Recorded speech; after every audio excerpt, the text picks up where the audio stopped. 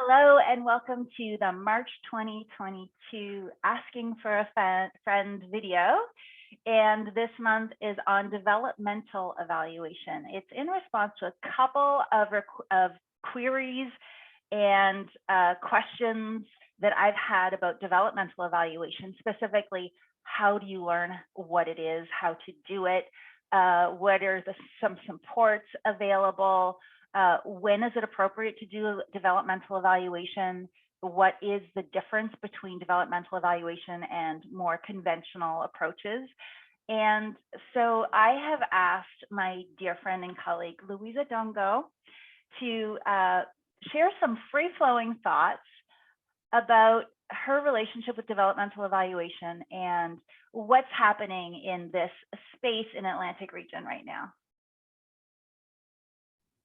Thank you so much, Andrealisa. So first of all, I will let people know that I'm not going to answer those questions that Andrealisa just listed that people have asked her. I'm not a practitioner in a way that would give me comfort in feeling that I could answer those questions, but I'm so happy to share my free-flowing thoughts. So I'll start with, right now, I am the Executive Director of Inspiring Communities, which is a nonprofit that undertakes various approaches to bring about positive social change. We are primarily working in Nova Scotia, but have expanded our scope and reach to have a bit of a regional presence throughout Atlantic Canada. And we use developmental evaluation approaches across our work because our work is very much emergent. We use a lot of social lab approaches and design where the end is not necessarily known at the beginning, although just on a personal note, I would argue that that's true across any programming, but and the illusion has been that we have thought that it is, but that's a soapbox for another day. So just wanted to start in my free-flowing thoughts with how did I even become aware of developmental evaluation? And also share, I'm gonna try to keep, I have a child here with me. I'm going to try to keep her off screen just because I want to protect her privacy and not give her a social presence, but just wanted to, for anyone who's wondering who this was and what this was, it is my daughter. I first became aware of developmental evaluation around the same time that I first started working in social innovation. And I was introduced to social innovation labs by a friend of mine, Julia Sable, who had taken a Master's of Social Innovation course in Ontario and just had really a life-changing experience in terms of how change happens, how to support people in shifting circumstances or programming or in work contexts, the work that they do, asking different questions about what we observe as events and really it hit for me a sweet spot in what might have been dissatisfying about interventions that I had seen at the time, both in community and in my work. We were both working in government at the time. So that would have been 2011, 2012 when I first became aware of developmental evaluation, and it would have been around the work of social labs. And I don't know if at that point Jamie Gamble had written his primer yet, or primer, whichever way you pronounce that, but definitely when we did a first lab inside government called 100 Days of Innovation, we used the Jamie Gamble piece that he wrote on developmental evaluation to kind of inform how we wanted to evaluate the work of our lab that we were hosting. So the reason I am really interested in seeing developmental evaluation be used more is my experiences of evaluation. I was a program consultant with labor. At the time, the department was called Labor and Advanced Education. And I worked in Employment Nova Scotia, where we would evaluate employment service programs, employment service supports to people. And it always felt like it was missing something. We were doing great work on maybe inputs, outputs, potentially on outcomes, but there wasn't really much on the how and in what context and to what degree and in what depth and when was it working and when was it wasn't working. And for example, if I give a simple example of if we were funding people to go and take a trade at NSCC, we never we wouldn't consider wraparound supports, and we wouldn't consider whether that supported them in being successful in completing the courses or not, and if the confidence that they got from that then led to employability or not, et cetera. And so I always felt there was a whole bunch of other questions being left on the table that either were not being asked or were not being asked for by funders, or just maybe I'm a curious person. And so developmental evaluation, yeah. Can I just sort of put a couple toeholds in, some anchors based on what I understood from your thoughts so far? So I just checked, it was 2006 when Getting to Maybe came out. And this is Michael Quinn Patton wrote this with two Canadian colleagues, Frances Wesley and Brenda Zimmerman, and it's on social change. And this was a life-changing book for me. 2006. This was 2006. And this was not an evaluation book. It's not well known in the evaluation field. And it actually was the first time that Michael Quinn Patton started writing about developmental evaluation. He brought this out in 2011. So you were right at the early adoption of and thinking about developmental evaluation. Many of us discovered it later on. So I remember the consternation that it was, and the kerfuffle about developmental evaluation at a Canadian evaluation conference but I'm thinking that it may have been 2013, 14. It was after 2012 for sure. And it was because, and you'll have some thoughts on this, and you have already started to describe about how it is more flexible so that you're not evaluating against predetermined SMART goals or objectives that the client is wanting to demonstrate progress against. From an accountability lens, it's much more about the adaptive management and demonstrating through developmental evaluation what has been achieved, but demonstrating that in a way that also helps to achieve what wants to be achieved, and also is doing that maybe single, double, triple loop learning about what are we wanting to achieve, and how are we confident that that is what we want to achieve, and the we is also very participatory and expansive. So I just wanted to confirm all of that, and then invite you to keep going. No, thank you so much for that, because and how you have said that, because those were what was frustrating, is the way in which, at least in my context, we were seeing evaluations is you were not actually very clear exactly what all the true inputs were to get to the thing that you got to. And in the instances where it wasn't successful, I didn't feel confident as somebody working in programs that we were making our decisions about whether to reallocate the funding or to navigate away from that program based on the right decisions. The lack of success, the not knowing the story of why the successes were not successes was a dissatisfaction to me, because I felt like there might be something to be learned there that could benefit all the programming, but could certainly support better success than what was seeming to be simplified and linear narratives. And anybody who knows me knows that I'm not really good at linear narratives. The other thing I would say is it's interesting about the kerfuffle, because I was part of an evaluation network inside the provincial government at the time. And one of the things we kept saying was, if all you have is a hammer, then everything is a nail. And that while people were interested in looking at what developmental evaluation could do, there was a caution about using developmental evaluation as a hammer. What I didn't say at the time, but now know, is what we should have challenged was, but you're treating everything else as the hammer.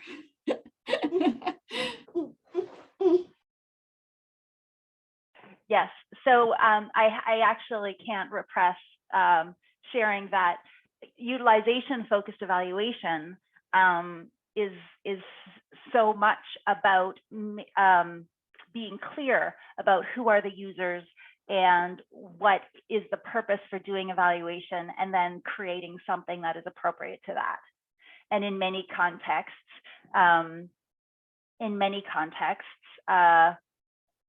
you could use summative or formative approaches, and in many other contexts, those are not satisfactory and they're not sufficient. And so that is why developmental evaluation has filled a niche, and that you're describing. And so I just wanted to share that sort of the way that Michael Quinn-Patton shows the models is that utilization-focused evaluation gave rise to developmental evaluation being more defined as an approach. And then that has then led to the refinement of principles-focused evaluation, so that there's a heterogeneity rather than a prescriptive set of rules. And again, those SMART goals, and then the application of that, a specific application of that is Blue Marble, so that these are not separate things, but they can be seen as nested and complementary things. And obviously, Michael Quinn-Patton is an author, and he is part of a broad network who is continuing to develop these ideas, and they're changing, and they're going to continue to change and evolve collaboratively. And that's the spirit of this thinking, is as we do things differently, we need different tools and different thinking and different models. And so being collaborative and participatory in how we define all of that is part of the moving target. So what is some of your vision about how partners in Atlantic Canada can be moving towards figuring out new ways of doing what needs to be done? Yeah, so I would love to answer that question and start by, provincial network evaluation, developmental evaluation, social innovation. And now I'm in this context in Inspiring Communities where a lot of our work is using developmental evaluation approaches. But something I'm excited for to answer your question, but also something I'm curious about how we evolve our work at Inspiring Communities, and I'm excited that this is something that will be spoken to at Journal Club, is the pivots. How do you identify and document the pivots, and then and what does pivoting look like? And so then the pivot in developmental evaluation is really starting to include voices and perspectives, not necessarily involved in the authorship in the same way. So Indigenous voices, Black voices, other people of color, other lived experiences.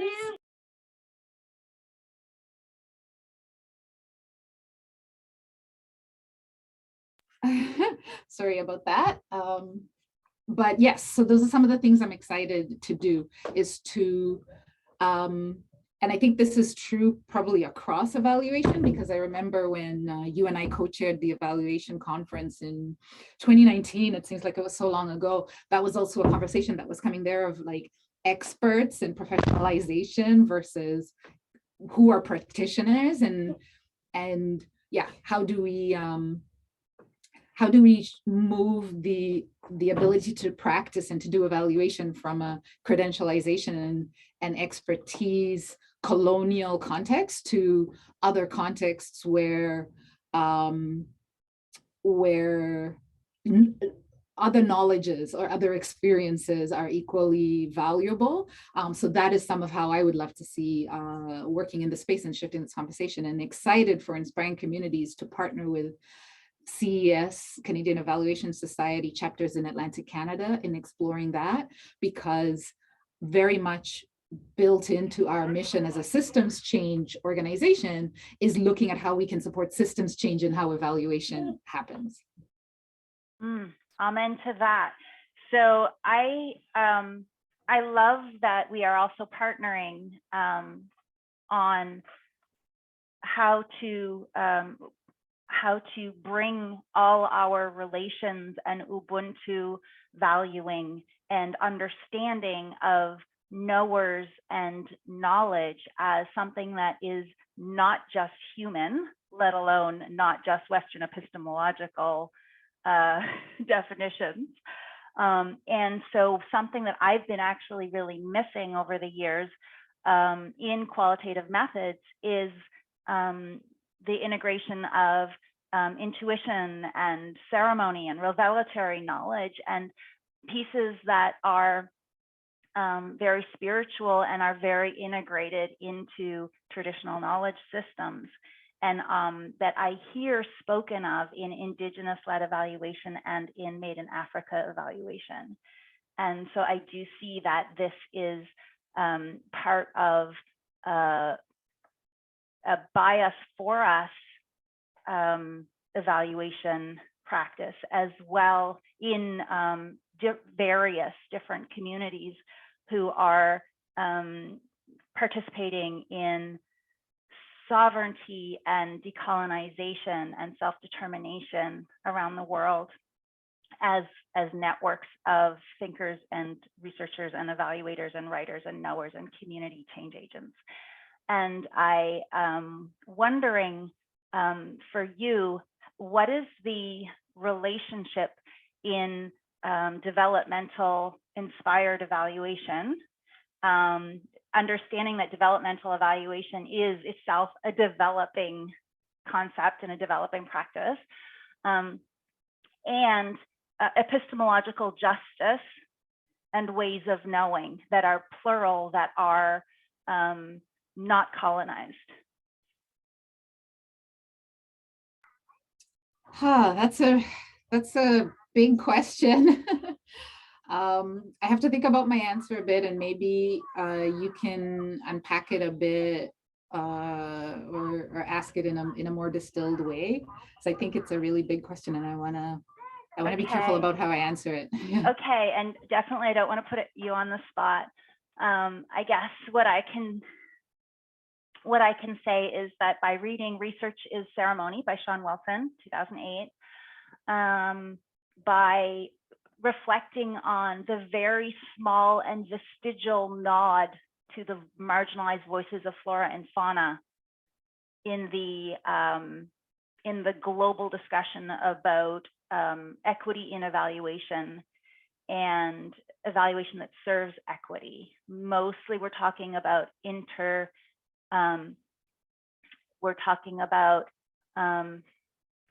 equity within the human population. So we talk about gender equity, we talk about social equity, social justice. And then we talk about sustainability as though it's about the non-human world and it's not about equity, as opposed to interspecies equity and understanding the commons as something that all species have a right to, and that all species have intrinsic value. And also,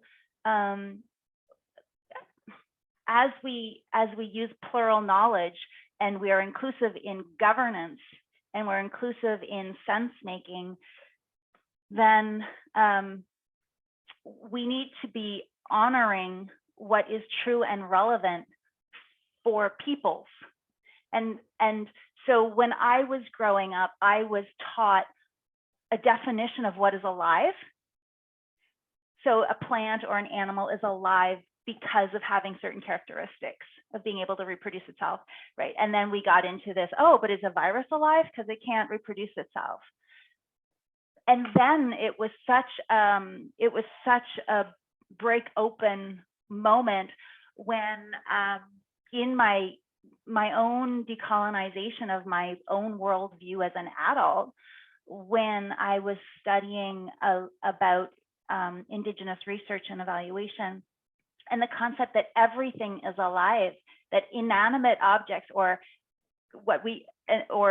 probably it's better to say an animist worldview, is that anything that I would say has heat energy. So whether it's a stone, because I learned about heat energy in physical science.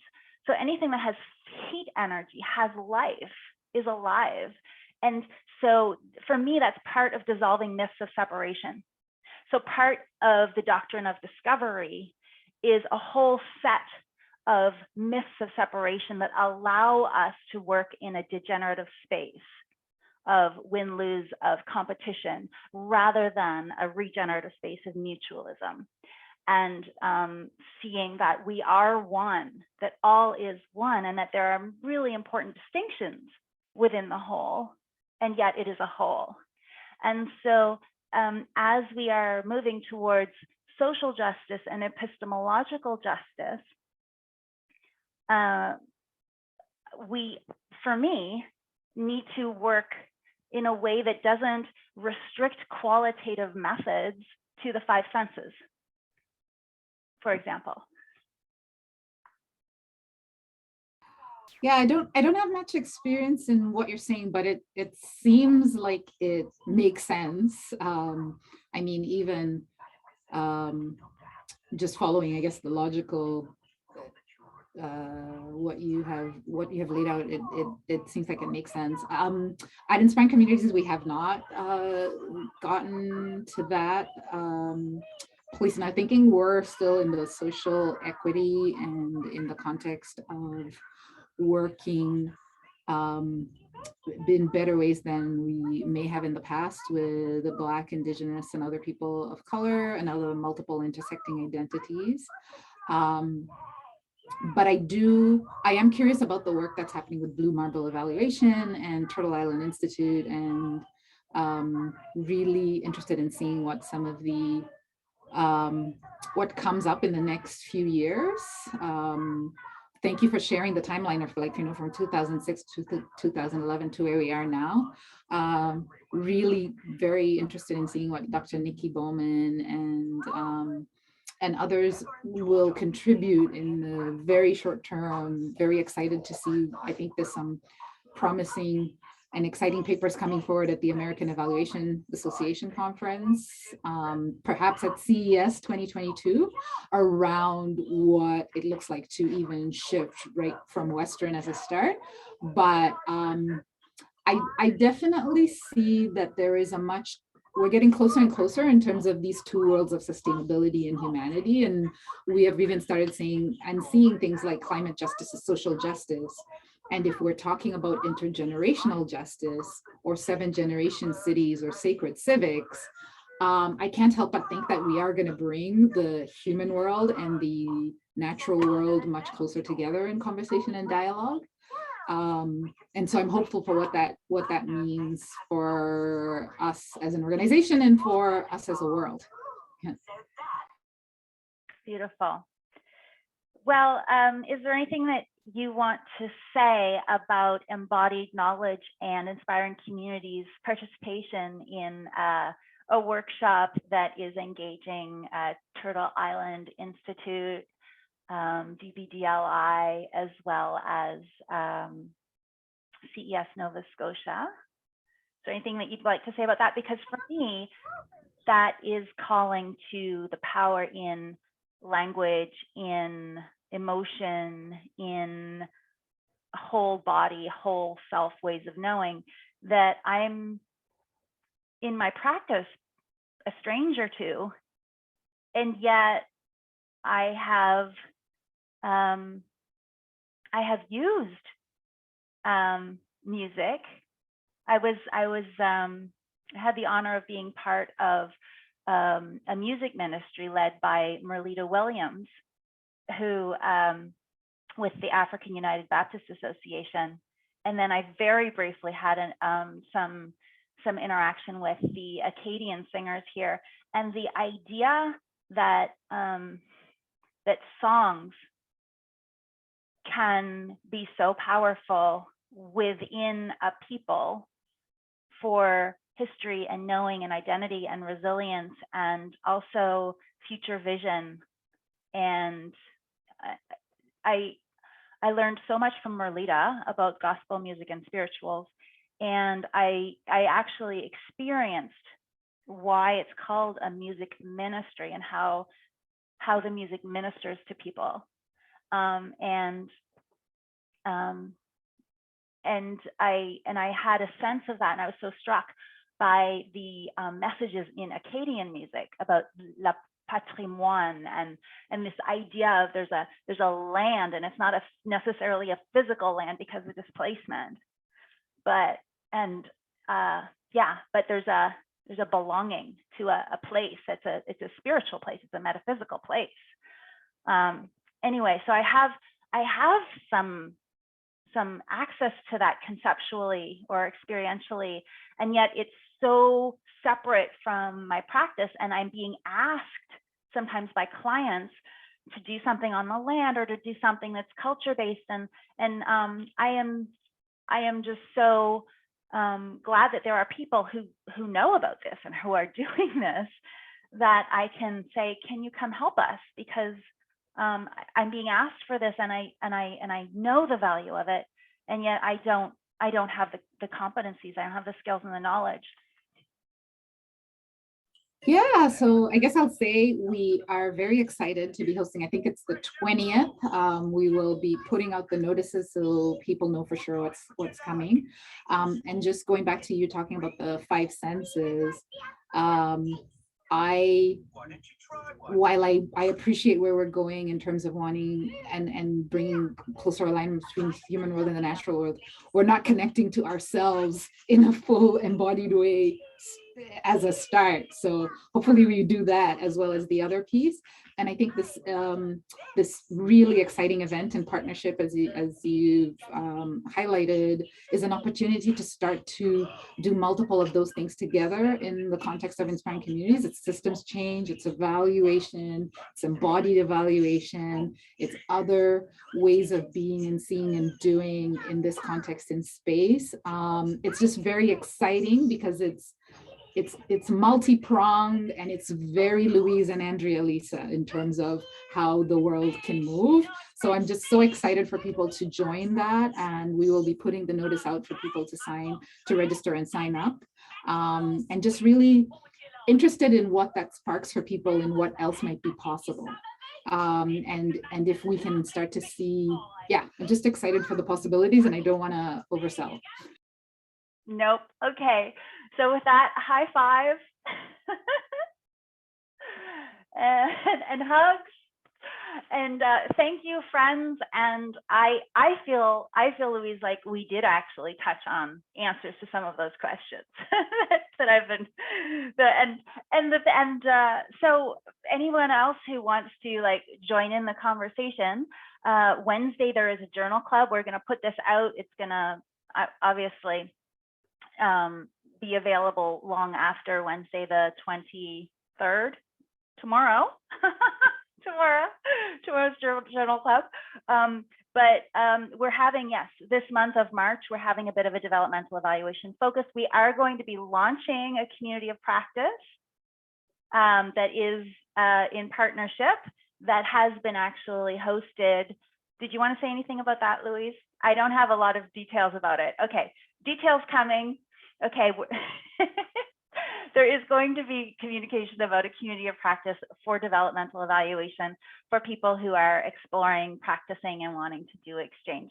So stay tuned for that. Next month, we're going to be focusing on evaluative thinking, and it's a sort of a natural progression from some of these conversations that we've had today. So stay tuned for that, and we will be working, linking with April Journal Club on Thomas Archibald's work on evaluative thinking. So thank you so much, Louise. Okay, bye.